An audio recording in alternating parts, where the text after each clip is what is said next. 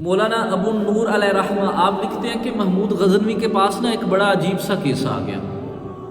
ایک آدمی آیا، آ کے کہتا ہے بادشاہ محمود غزنوی میرے پاس نا ہیرو کی تھیلی تھی اور میں فلاں علاقے کے جو قاضی صاحب ہیں نا ان کو دے کر نا ہیرو کی تھیلی، تو میں فلاں علاقے کے اندر کسی علاقے کے اندر میں نے جانا تھا 3-4 ماہ کے لیے، تو میں وہ تھیلی ان کو امانت کے طور پہ رکھا آ کے گیا تھا، اس کے اندر ہیرے تھے، لیکن اب میں واپس آیا ہوں تو انہوں نے تھیلی دی ہے لیکن اس کے اندر کھوٹے سکے ہیں، میری ساری جمع پونجی وہ ہیرے تھی، ہیرے کہاں اور یہ کھوٹے سکے کہاں؟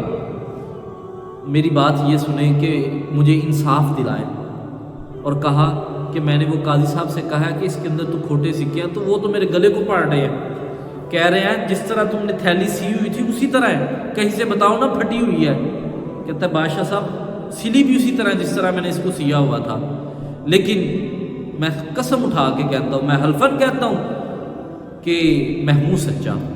محمود غزنوی نا اپنی جتنی بھی لوگ ہوتے ہیں اپنی عدالت برخاست کرتا ہے اور کہتا ہے کہ سب گھروں کو جائے، میں 3 دن کے لیے نا سیر کرنے کے لیے جا رہا ہوں، 3 دن کے بعد دوبارہ جو ہے وہ میں آپ کو بلاؤں گا تو پھر آپ آئیے گا۔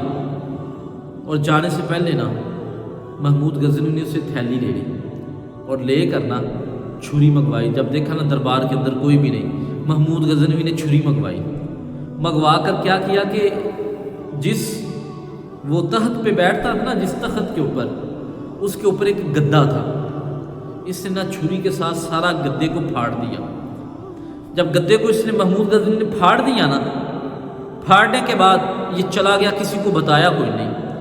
جب اس کے نوکر چاکر صفائی کرنے کے لیے آئے تو انہوں نے دیکھا گدا تو پھٹا ہوا ہے، سب نے آہو جلدی سے کہا یار یہ کیا ہو گیا ہے، اگر تو یہ گدا پھٹا ہوا ہے، اگر یہ ٹھیک نہ ہوا وہ تو ہمیں سولی پہ لٹکا دے گا۔ وہ سارے لوگ اکٹھے ہوتے ہیں، جتنے بھی لوگ ہیں، کہتے ہیں یہ کیسے پھٹا ہے، پتہ نہیں چل رہا۔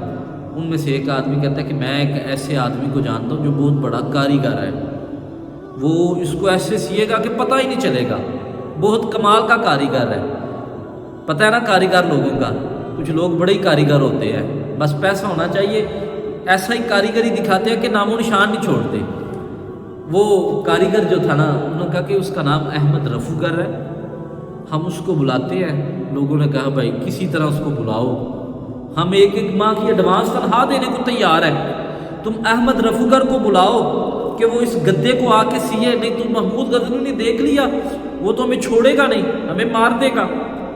احمد رفوگر کو بلایا جاتا ہے، وہ دیکھ کر اتنی مہارت کے ساتھ اس کو سیتا ہے نا، اور لا کے اگلی رات جو ہے وہ گدا بادشاہ کے تخت کے اوپر بچھا دیا جاتا ہے۔ جب 3 دن کے بعد بادشاہ واپس آتا ہے نا، محمود غزنوی آ کے کہتا ہے یہ گدا کس نے سیا ہے؟ وہ جتنے بھی وزیر مشیر ہوتے ہیں وہ کہتے ہیں کسی نے نہیں سیا، یہ تو ایسے ہی تھا۔ اس نے کہا اتنے بنو مت، میں خود پھاڑ کے گیا تھا، بتاؤ یہ کس نے سیا ہے؟ انہوں نے کہا بادشاہ سلامت صاحب اگر آپ خود پھاڑ کے گئے تو ہمیں بتا کر کیوں نہیں تھے گئے؟ کہا اس میں ہی راز کی بات ہے، آپ یہ بتائیں کہ کس نے سیا ہے؟ انہوں نے کہا کہ احمد رفوگر ہے، اس نے سیا ہے۔ کہتا ہے بلایا جائے احمد رفوگر کو۔ احمد رفوگر جب آتا ہے، محمود غزنوی کہتا ہے بات سنو بھائی، ہے تو تم واقعی بڑے کاریگر، مجھے خود نہیں پتا کہ میں نے کہاں سے پڑھا تھا، تم نے اتنی مہارت کے ساتھ سیا ہے، اب میری ایک بات کا سچ سچ جواب دو۔ محمود غزنوی تھیلی سامنے کرتا ہے، کہتا ہے بتاؤ یہ تھیلی بھی تم نے سی تھی؟ وہ کہنے لگا ہاں میں نے ہی سی تھی، وہ فلاں علاقے کے جو قاضی صاحب تھے نا وہ آئے تھے، ہیرے انہوں نے اس میں سے نکال دیے اور کھوٹے سکے اس میں بھرے اور کچھ حصہ اس میں سے مجھے بھی دیا اور مجھے کہا کہ اس کے ایسے سینا کہ پتہ نہ چلے۔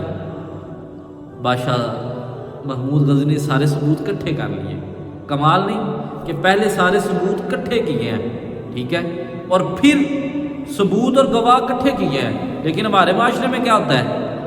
ہمارے معاشرے میں الٹی ہے، جو بیچارہ مدعی ہوتا ہے نا اس سے اتنے کچھ سوالات پوچھے جاتے ہیں، اتنے سوالات پوچھے جاتے ہیں، وہ 2 ہفتوں کے بعد گھر بیٹھ جاتا ہے، وہ کہتا ہے خسمان کھاؤ میرے لوگ مجرم پھڑو یا نہ پھڑو۔ اتنے سوالات مجرم سے نہیں ہوتے جتنے مدعی سے ہوتے ہیں۔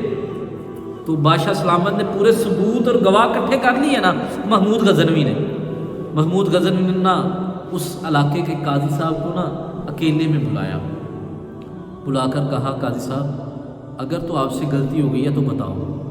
قاضی صاحب کہا نہیں میں یہ غلطی کر نہیں سکتا، اس میں ہے ہی جس طرح وہ دے کے گیا تھا اسی طرح اسے واپس کر دیا۔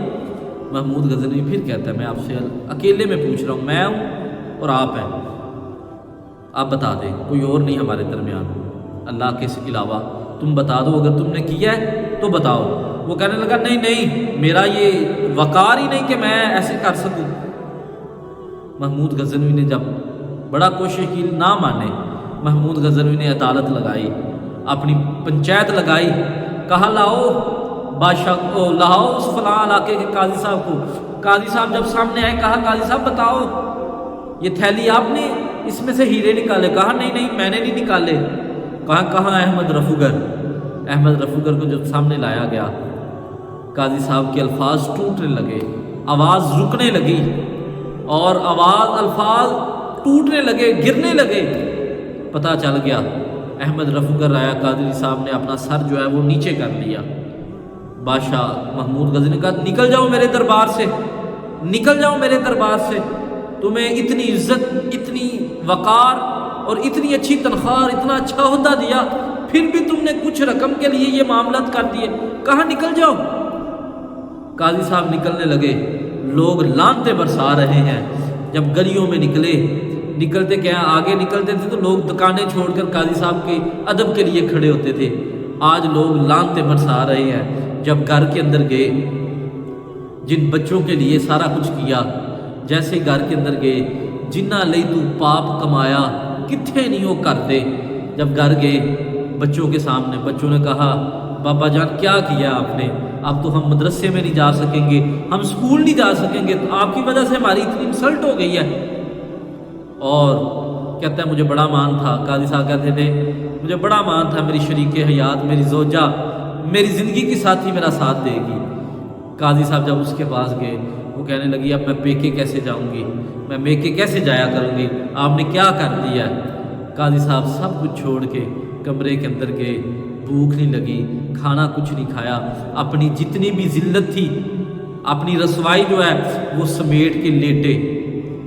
صبح ہوئی، گھر والوں نے جیسے ہی کمرے کا دروازہ کھولا، دیکھا قاضی صاحب کی روح جو ہے وہ پرواز کر چکی ہوئی ہے، روح چلی گئی ہے۔ مولانا ابو نور فرماتے ہیں کہ ادھر تو محمود غزنوی کا دربار تھا نا، کل قیامت کو اللہ کے دربار کے اندر کیا جواب دو گے؟ اس کا جو گواہ تھا وہ تو احمد رفوگر تھا، لیکن قیامت کو تیرے ہاتھ پیر تیرے خلاف گواہی دیں گے۔ اور کہا مولانا ابو نور نے بڑا کمال فرمایا، آپ نے کہا کہ قاضی کے بعد قاضی جب گھر آیا اسے موت آ گئی، لیکن قیامت کو تو تمہیں موت بھی نہیں آئے گی۔ عزیز دوستو یاد رکھیے گا، یہ بددیانتی جو ہے اس نے ملک کی جتنی بھی جڑیں ان کو کھوکھلا کر دی ہے، اور یہ بددیانتی ہمارے معاشرے کے اندر رچ بس گئی ہے۔ اور اللہ کے نبی نے فرمایا، آپ نے فرمایا جس کے اندر یہ 3 نشانیاں ہو وہ منافق ہوتا ہے۔ پہلے نمبر پہ جو وعدہ کرے اور وعدہ خلافی کرے، اور دوسرے پہ فرمایا جب بھی بولے جھوٹ بولے، اور تیسرے پہ فرمایا کہ جب اسے کوئی امانت دی جائے اس کے اندر خیانت کی جائے۔ اور یہ فرمایا کہ یہ منافق کی نشانیاں ہیں۔